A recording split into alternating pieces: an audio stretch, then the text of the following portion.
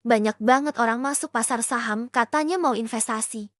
Tapi yang dilakuin malah trading tiap hari. Akhirnya apa? Capek sendiri, stres sendiri, dan ujung-ujungnya malah rugi. Nah, di video ini gue bakal jelasin perbedaan trading dan investasi dengan cara paling simple yang bisa kamu ngerti. Selamat datang di Kota Kasu.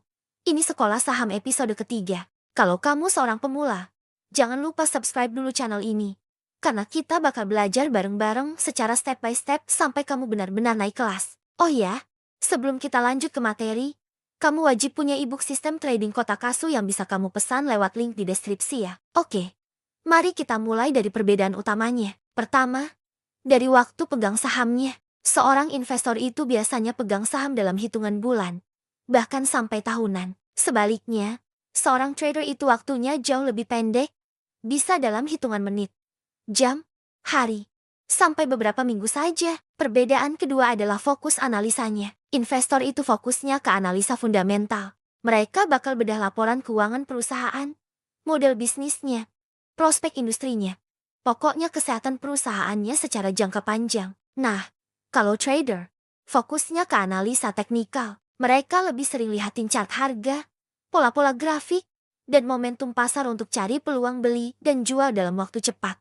Ketiga, targetnya juga beda. Investor itu mengejar yang namanya compounding, atau bunga berbunga dari keuntungan investasinya, plus dapat dividen dari perusahaan. Mereka sabar menanti pertumbuhan nilai asetnya. Kalau trader, targetnya adalah profit cepat dari pergerakan harga atau swing trading. Naik sedikit, jual, turun sedikit, cari momen beli lagi.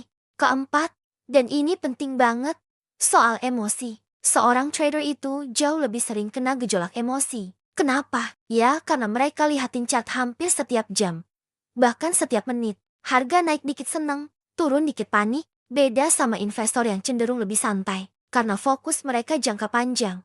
Pergerakan harga harian itu nggak terlalu bikin pusing.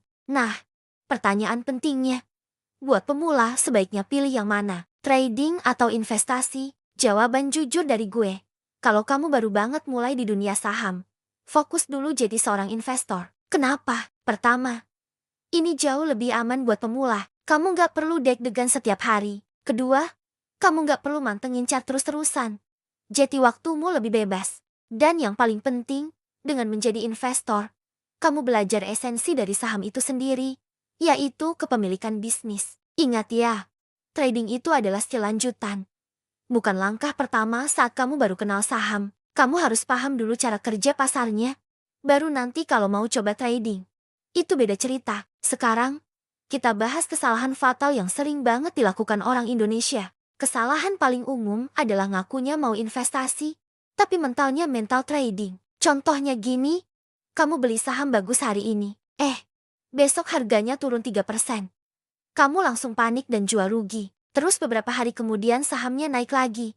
Kamu jadi FOMO, takut ketinggalan, dan beli lagi di harga yang lebih tinggi. Ini bukan investasi. Ini namanya main roller coaster emosi yang cuma bikin capek dan rugi. Kesalahan fatal lainnya adalah pemula langsung masuk ke saham gorengan karena tergiur pengen cepat kaya. Gini, kalau mindset kamu masuk pasar saham adalah untuk cepat kaya, biasanya pasar bakal cepat bikin kamu miskin. Jadi, hindari jalan pintas yang berisiko tinggi.